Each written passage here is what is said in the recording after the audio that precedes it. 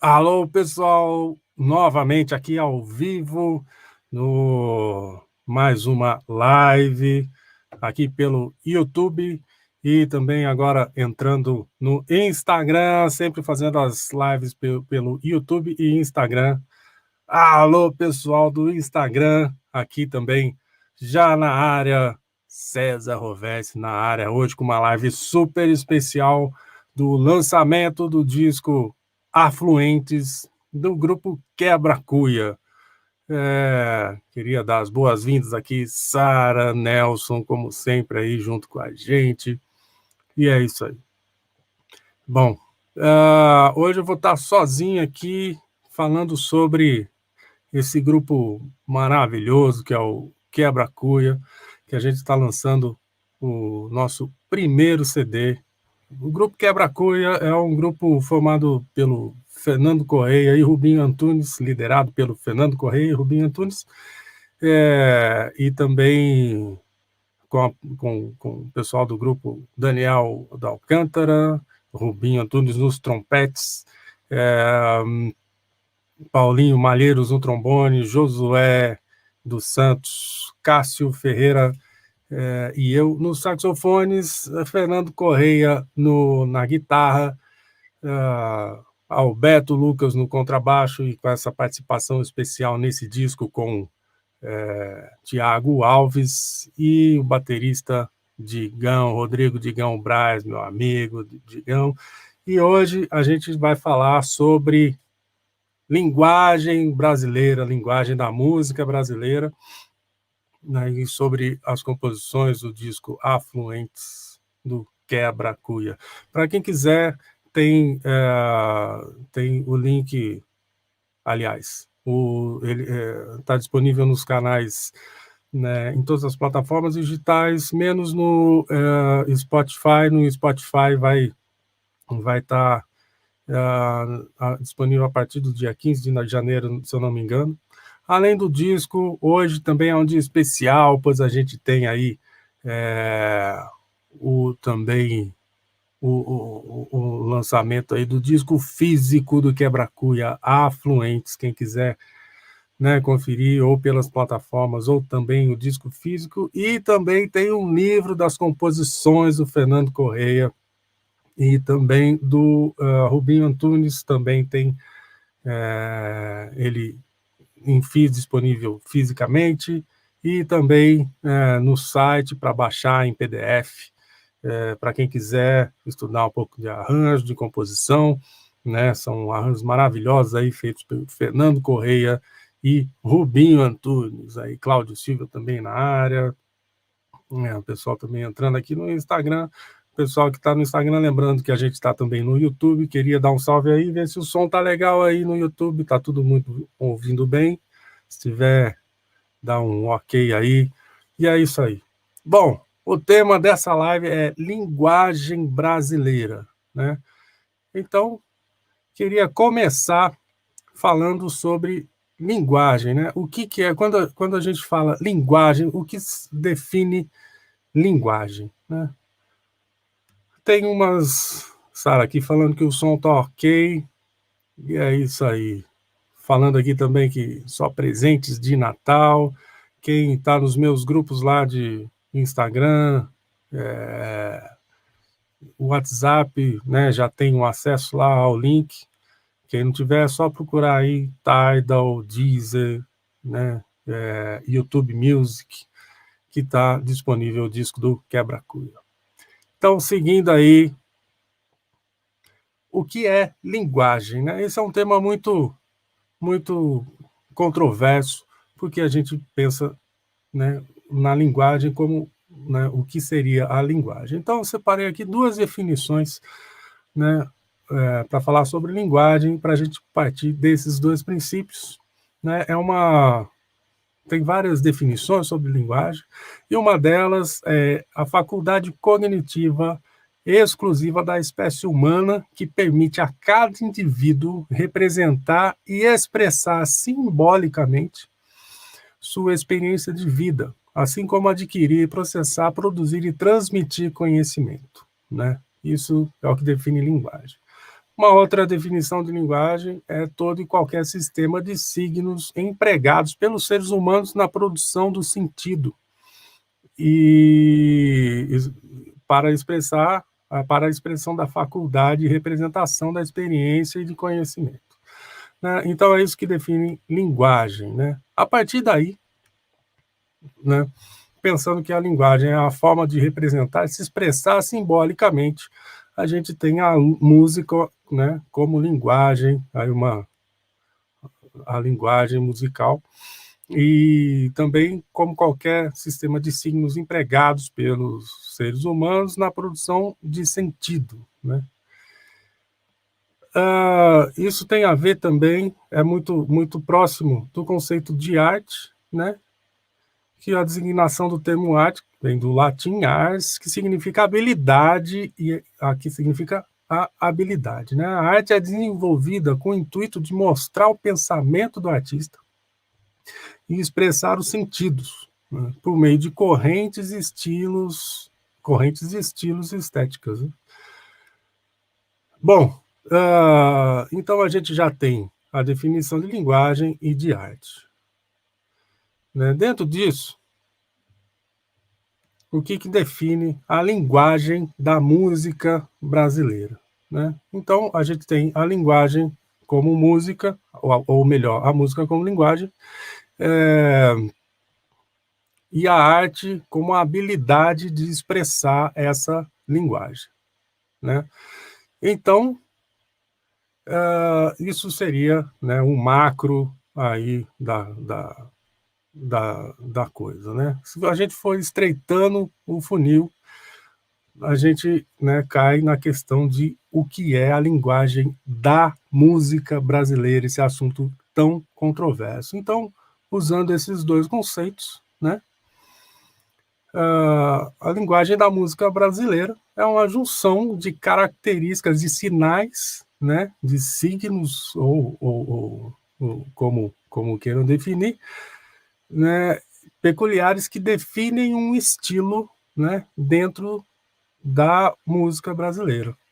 Então, se a gente tiver o conceito de música brasileira como gênero, a gente tem os estilos da música brasileira.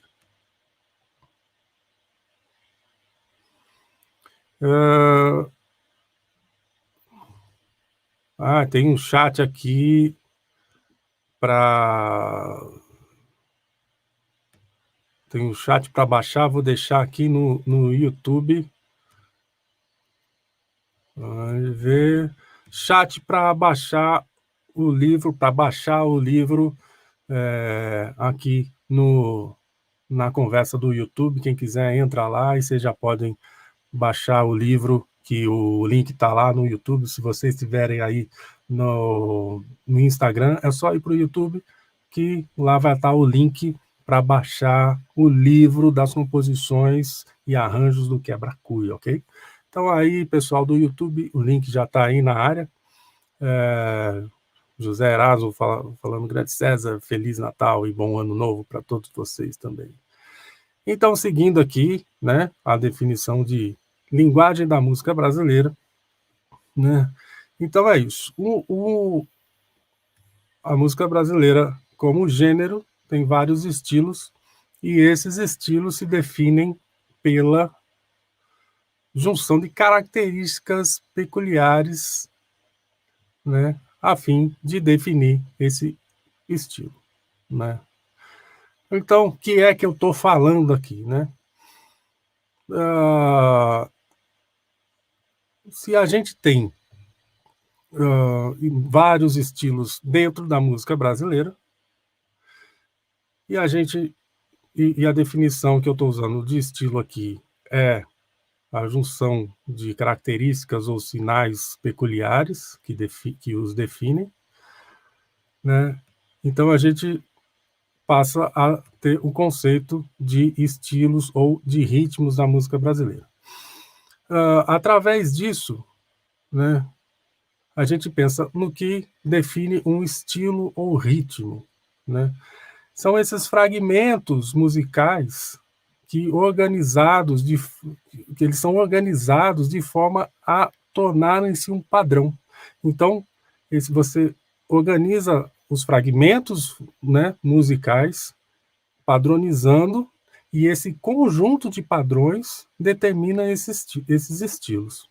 Eu já vou ser mais claro aqui, né? Quais são esses conjuntos de padrões que definem um estilo musical da música brasileira, né?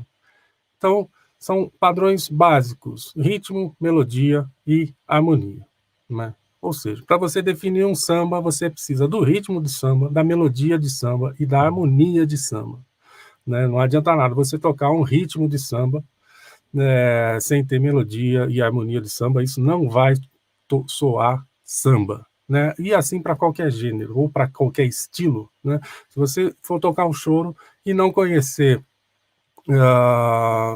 os padrões básicos, né, que é ritmo, melodia e harmonia de choro, você também, né, não vai conseguir tocar o choro como ele é, e assim qualquer estilo, seja ele o frevo, não só dos brasileiros, mas também outros estilos de outros lugares, como a música erudita, o jazz e tudo mais, né? E alguns padrões eu nomeei aqui como avançados ou profundos, padrões detalhados, né, que são as articulações, variações, substituições harmônicas, reharmonizações, né, ou seja, cada estilo vai ter uma articulação diferente, uma variação diferente de melodia, de ritmo, substituições harmônicas que ainda se mantêm caracterizando esses ritmos ou esses estilos e suas, né, reharmonizações também ali para caracterizar o ritmo que a gente está tocando, o estilo que a gente está tocando, né? Me digam aí se eu estou sendo claro ou não, porque esse assunto é bem confuso mesmo, né? Então, vamos exemplificar, né? Se eu tenho um samba, o que eu preciso fazer para tocar o samba como samba, né? Se bem que para mim nem existe essa questão de tocar samba como samba, isso para mim é meio redundante. Ou você toca samba ou você não toca samba, né? Se você toca no ritmo de samba, mas faz melodia de outros gêneros, o ritmo ou harmonias de outros gêneros, você não toca samba, você está tocando qualquer outra coisa que não é samba ou não é, né, nada. Enfim, é uma mistura, né? Que é legal também, mas isso não define a linguagem de qualquer música que você está estudando. Então, quais são os padrões rítmicos, né, do samba? A gente pode começar com um padrão rítmico, que são os básicos, né, que é o padrão rítmico do grave. Eu vou tocar um pouco aqui, não estava no script tocar, mas vamos tocar um pouco, né? O padrão rítmico do grave do samba, que é muito parecido com o do choro, que são as semínimas do grave.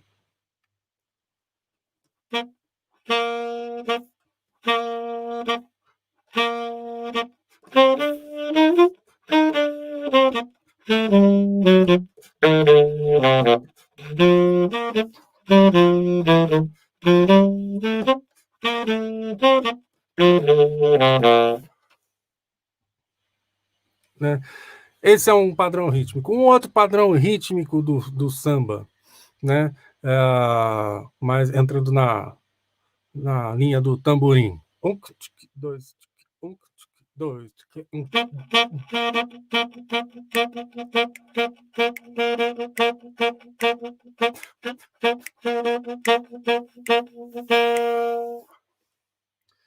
Mais um padrão rítmico de samba, né?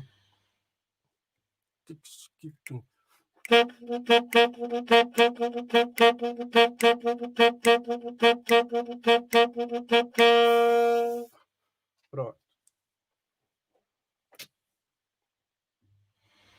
Juntando esses três padrões rítmicos, a gente tem aí uma noção rítmica de samba bem já completa, né? E usando esses padrões rítmicos, a gente já consegue colocar a sonoridade de samba, né, numa música. Então, para você tocar um samba na linguagem de samba, né, você precisa ter esse conhecimento. O detalhe é o seguinte: conhecimento é uma coisa, a execução do conhecimento é outra. Então, você precisa do conhecimento, né, dos estilos musicais brasileiros e praticar esses estilos musicais brasileiros, né? Ou seja, você sabe que o grave do samba, né, um dos surdos, né, porque você tem pelo menos 3 surdos aí no samba, né, de primeiro, segundo e terceiro, que você pega esse, né, que é o mais conhecido, que é o fechado no 1, aberto no 2, tum, tiki, tum, gundu, né? E estuda esse conhecimento, certo? Quando você estuda esse conhecimento, aí você começa a fazer a arte, né, em cima dos estilos da música brasileira, né, que é o que? É ter a prática, a habilidade do conhecimento adquirido. Então, isso faz parte da linguagem da música brasileira.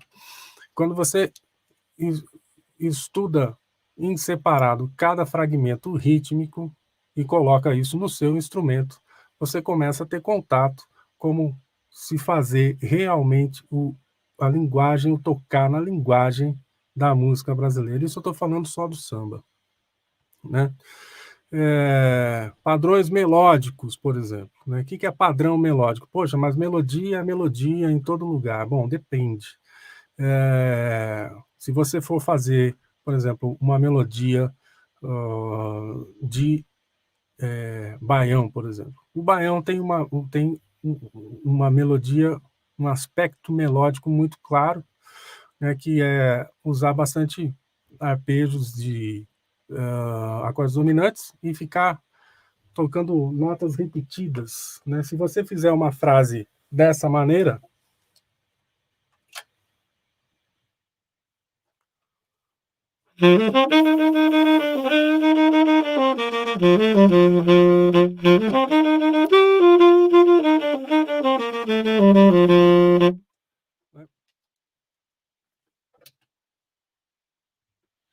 todo mundo já vai saber que teve contato com o baião, já vai saber que é um baião, né? Por quê? Porque segue uma característica melódica. E, obviamente, quando a gente está falando de melodia, o ritmo também já está aí implícito, né, na melodia. Porque no meu conceito, pelo menos, de ritmo, quando você começa uma nota, a primeira coisa é o ritmo, né? Porque o aparecer da nota eu já considero como ritmo, né? Então, a primeira coisa de tudo é o ritmo. E padrões harmônicos, né? Por exemplo, alguns padrões harmônicos, né, de samba, por exemplo, 1, 6, 2, 5, né, que é tônica, é, sexto grau, segundo grau, quinto grau, é um padrão muito encontrado no samba. Os padrões harmônicos de choro, né, a primeira parte definindo bem a tonalidade, né? A tônica, quinto grau, vai para a tônica. Segunda frase, prepara para subdominante, quarto grau. E em questão da forma, né? Quando é maior, você tem a primeira parte em maior, a segunda no relativo maior e a terceira parte no quinto grau. Então, são esses aspectos harmônicos que definem também o estilo do choro, ou que a gente está falando aqui, né? Então, quando você junta esses aspectos rítmicos, melódicos e harmônicos peculiares de cada estilo, você tem aí o domínio de tocar a linguagem brasileira. Bom, todo mundo sabe aqui, ou pelo menos a maioria que me acompanha, que eu tenho um curso online sobre linguagem de choro, onde eu trato exatamente sobre isso, né? Falando dos aspectos rítmicos, interpretativos e melódicos do choro. A gente não entra muito em harmonia nesse curso, porque não falamos de improvisação, só da prática de se tocar, se executar a linguagem do choro, né?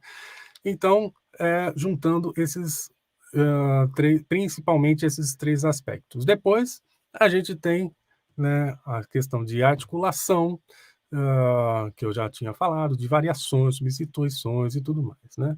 Então, a articulação da linguagem brasileira, ela também varia muito dependendo do estilo que vai se tocar.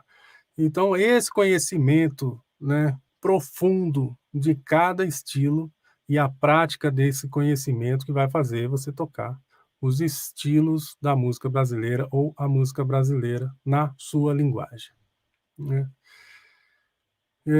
Bom, quem tiver online aí, quiser fazer alguma pergunta, fica à vontade, quiser contribuir com algum conhecimento também, aí, né? E é isso. Bom, por que eu estou falando isso, né? Porque tá cheio agora aqui uma crítica, porque tá cheio de gente que toca música clássica e depois no final do concerto vai tocar um choro e toca um choro. Na verdade, não toca choro, né? Toca uma música lá que é uma composição feita para choro, mas que a execução não tem nada a ver com choro, né? Isso acontece, às vezes, a escolha, né, desse repertório popular por alguns músicos eruditos acontecem porque o choro vem da música europeia, né? O choro vem da polca, por exemplo, e também com a mistura com o lundu africano, e de outros gêneros europeus, como valsa, mazurca, e por aí vai. E isso virou, né, se tornou o choro como gênero, agregando todos esses estilos. Se a gente não tiver esse conhecimento, a gente pode tocar qualquer composição de choro que não vai acontecer nada, né? Nada. A gente precisa ter esse conhecimento profundo da linguagem para que isso soe tanto na interpretação das músicas que você for tocar, quanto na improvisação, se você for improvisar em alguma, né, música brasileira, seja frevo, seja samba, seja choro. Então, por exemplo, eu vou tocar alguma coisa aqui, tocando sem pensar em linguagem.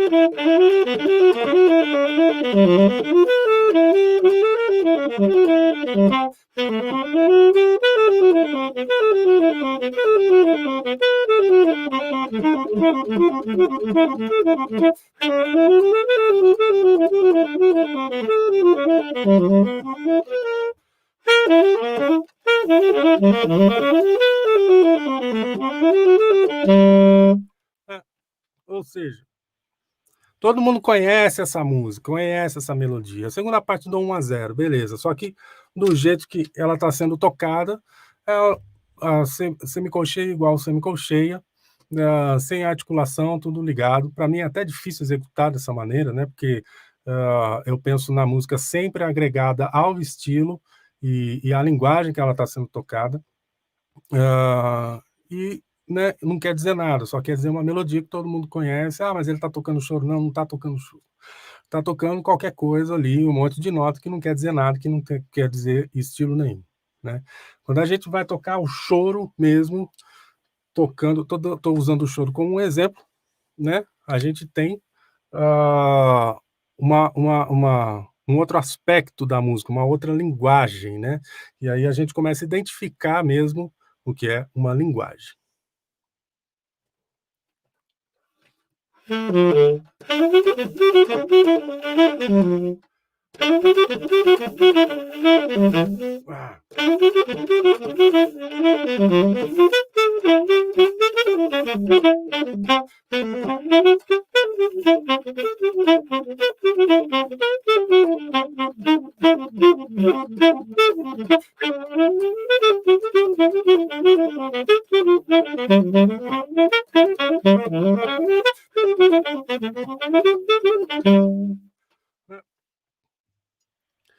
E aqui já tem vários tipos de articulação diferente, várias formas de se tocar a semicolcheia, né? E o que foi isso que eu toquei, né?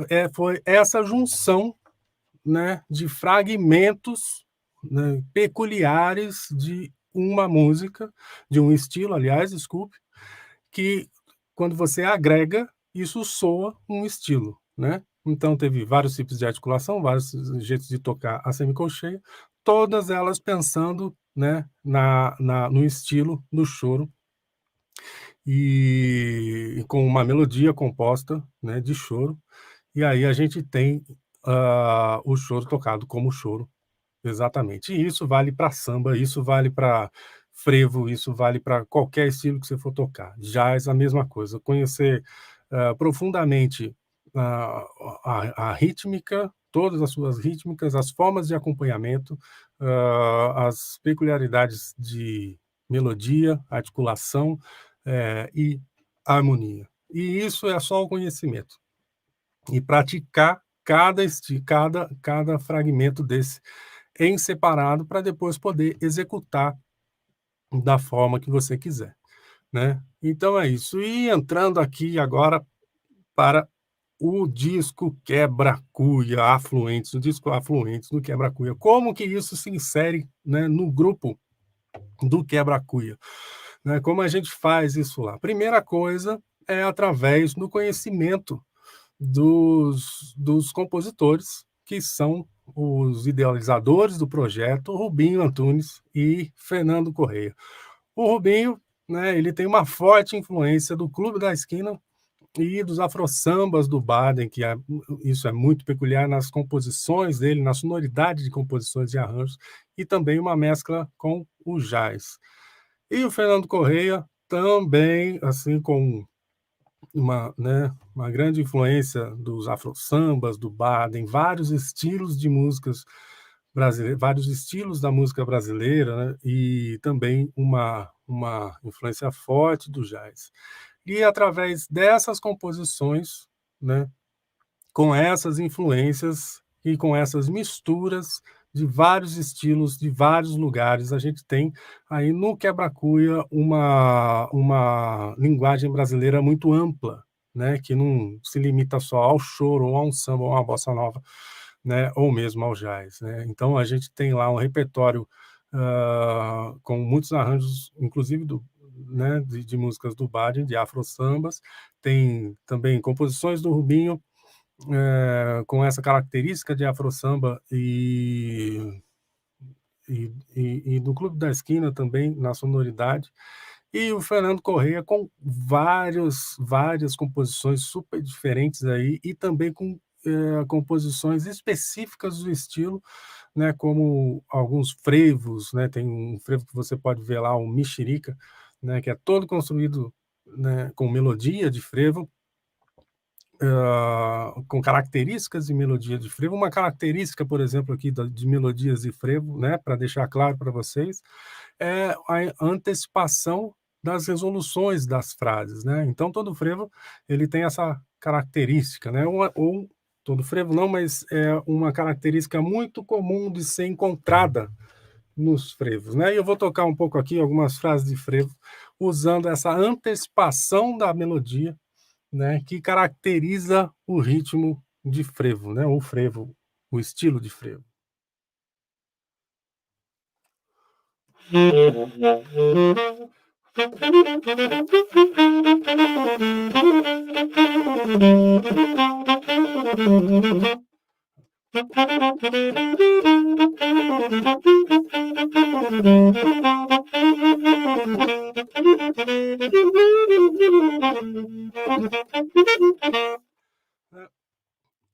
Então você sempre tem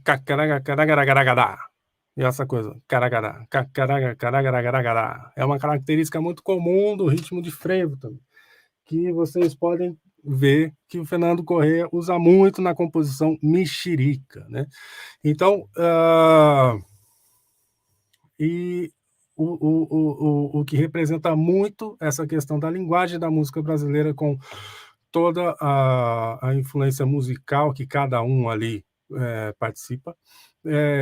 A gente pode notar que na música mexerica ela tem esse nome por causa do jazz chamado tangerine, né, que é uma, hã, melodia composta sobre a harmonia do Tangerine, né, uma grande composição do Fernando Correia e tal, onde ele explora especificamente, o frevo, o ritmo do frevo tradicional. A gente tem uma pergunta aqui agora da Sara Paz Lins, como é que tá, Sara? Ela está perguntando aqui: Olá, César, pelo estudo e conhecimento que você tem sobre o choro e o samba, os instrumentistas e compositores desenvolveram esses estilos mais na prática do que na teoria, ou nos dois? Olá, Sara, como é que você está aí? Feliz Natal para você. Então, repetindo a pergunta, os instrumentistas e compositores desenvolveram esses estilos mais na prática do que na teoria, né? Ou nos dois? Bom, nesse caso, né, de música, né, urbana, assim como o choro foi a primeira música urbana, né, do país, né. Então, e ele sempre era transmitido oralmente ou tocadamente, né, você não tinha partitura. Tanto é que é mais na prática mesmo, né, nas rodas, por exemplo, você tinha uma mistura de harmonia muito grande. Você pode até encontrar em muitas gravações do Pixinguinha, às vezes ele fazendo um contraponto, ah, com um acorde menor e o acorde sendo tocado como maior, né, ele fazia o contraponto, parava na terça menor e o acorde era maior.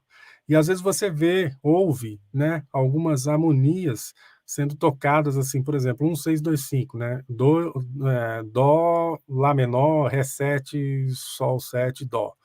Mas às vezes esse lá menor ele pode ser um lá menor 7 para ir para um ré menor 7, né. Então, às vezes esse lá menor, alguns tocavam como lá menor, outros como lá 7, né, e assim, e por aí.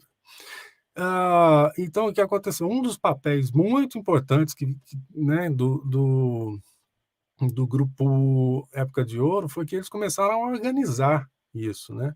Como não tinha muita coisa escrita, todo mundo passava as coisas tocando, então às vezes as pessoas, tocavam o que achavam lá, e aí né, o grupo Época de Ouro começou a falar: "Não, vamos ver como é que é isso aqui, né, vai ser qual harmonia?", né, "É essa aqui". Então analisava pela melodia, se não dava para analisar pela melodia, né, analisava ali pelo contraponto, ou pelo sentido, né, da harmonia, e aí foram chegando, né, vamos dizer aqui um pacto, sei lá, né, mas um divisor o Época de Ouro foi realmente um divisor de águas também por essa organização dessas harmonias que eram tocadas, né, muitas vezes cada um tocava de um jeito e nunca se sabia de que jeito exatamente era a música.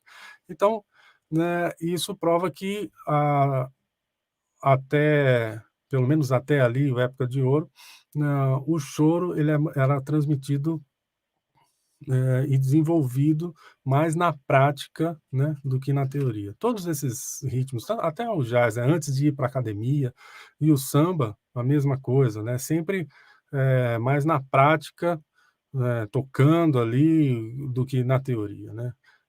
Mesmo porque a gente tinha experimentações assim muito longe da prática, mais no ouvido, né, nos testes e tentativa e erro, do que por uma escola musical, né, e essa coisa, né. Então essa é a pergunta da Sara, né, sobre os instrumentistas e compositores envolvendo os estilos na prática ou na teoria. Nesses estilos populares, era mais na prática mesmo, né. Bom, então é isso. Um outro aspecto do Quebra-Cuia que vocês vão ver, né, ao ouvir o CD, é que é um grupo também muito eclético, no sentido dos estilos, né, porque a gente tem uma riqueza de estilos muito forte lá no grupo, pela experiência e pelo tocar de cada um. E essa mistura de estilos, né, é o que dá também uma característica peculiar ao grupo Quebra Cuia, né, usando a música brasileira como base, né, e para expandir para outros ritmos, até com arranjos que têm uma levada de jazz mesmo, né, no din, din, din, din, din lá, com solos muito legais, né, de muitos solistas que são aí consagrados na música, né, do país. E o outro aspecto que tem muito definido acerca da linguagem no, no grupo Quebra Cuia é em relação à personalidade dos músicos que ali fazem parte, né? Como lá todos os músicos eles têm uma identidade musical muito forte, né? E isso pode ser facilmente ouvido através dos solos, né? Que no disco tem solo de todo mundo lá, e a gente pode ver que cada um tem um tipo de linguagem diferente, e de estilo diferente, mas todos com muita personalidade. E isso traz uma força musical para o grupo. Mesmo assim, isso não quer dizer que tenha um déficit, né, na performance como grupo, pelo contrário, né? O pessoal lá toca muito bem em naipe, tornando o grupo assim muito coeso nas composições e nos arranjos, eh, que foram gravados e que vocês podem conferir lá no disco do Quebra Cuia. Bom, pessoal, essa live foi bem mais curta aí, a gente está no final do ano, ninguém está aguentando mais live também, né? E, então, foi aí meia hora de explicação. Helder Fernandes chegando agora aí, sobre linguagem da música brasileira de uma forma bem ampla, né? Porque se trata de um assunto muito profundo e muito diverso, porque o Brasil ele tem uma característica, né, de um país continental e que você vê várias manifestações culturais, vários estilos de música muito diferentes em cada parte do Brasil. Então é muito difícil você dominar todas as linguagens que tem na música brasileira. O que a gente domina são as mais conhecidas, né? Tipo samba, choro, frevo, baião, e os ritmos do sul, chacareira, né? Sei lá, mas eu não conheço muito os ritmos do sul, mas os mais presentes assim na nossa vida a gente acaba aprendendo. E depois tem algumas variações que a gente não conhece mesmo, e porque não dá, né? Tem muita coisa muito diferente e a gente se apega, né, nos mais conhecidos. E também a gente se forma como músico brasileiro a partir de um gênero em específico, né, passando conhecimento por outros gêneros, mas não dá para você ser um expert em todos os gêneros, para você tocar muito bem saxofone, frevo, para você tocar muito bem choro, para você tocar muito bem carimbó e essa coisa toda, né? Isso realmente não dá. A gente pode ter o conhecimento e alguma prática para a gente chegar perto a lembrar esses ritmos, né, na sua tradicionalidade, é, mas ser um expert em todos eles realmente é, é muito difícil aí para mim, é uma coisa que eu não consigo, é impossível, porque exige muita dedicação e tem muita coisa, né, espalhada pelo Brasil. Então, mas resumindo tudo, né, a gente tem aí como linguagem da música brasileira esses fatores de fragmentos, né, peculiares de cada estilo, que juntos se tornam padrões e isso define cada estilo da música brasileira. Respeitar esses padrões são muito importantes. Isso é muito importante para a gente conseguir a tocar ou fazer soar um estilo do jeito que ele tem que ser soado, né? Bom, Ah, aqui tem uma pergunta, Helder Fernandes. César, como improvisar em cima da melodia? Essa pergunta é muito boa. Isso faz parte, inclusive, né, de um gênero que é do choro. A improvisação do choro muitas vezes é feita sobre a melodia, né? Você vai, você vai variando essa melodia, ah, cada vez em um grau, né, mais, vamos dizer assim, mais longe da melodia, e de forma que você se distancia tanto da melodia que passa a não lembrar mais a melodia, né? E isso, a gente tem um tipo de improvisação que se usa, né, bastante também no choro, né? Jacó fazia muita coisa desse tipo, né? Às vezes ele abandonava uma frase total e fazia uma outra frase em cima, né? Não é essa improvisação, né, do jazz que a gente, né, sai completamente da melodia e cria outras melodias, né, sobre uma harmonia. É bem mais fechado, mas é um tipo também de improvisação, como perguntado aqui por Helder Fernandes. Eu vou dar um exemplo aqui, acabei de raspar minha palheta, mas vamos lá. Vou dar um exemplo aqui, né, de como se chega nessa improvisação, um exemplo muito básico, né, de desenvolvimento, né? Vou pegar aqui um choro super conhecido, que é o... escolher um choro aqui, 1-0 mesmo, a parte A do 1-0, e vou fazer as variações e ir variando em cima só da primeira frase, né, até chegar a uma outra melodia.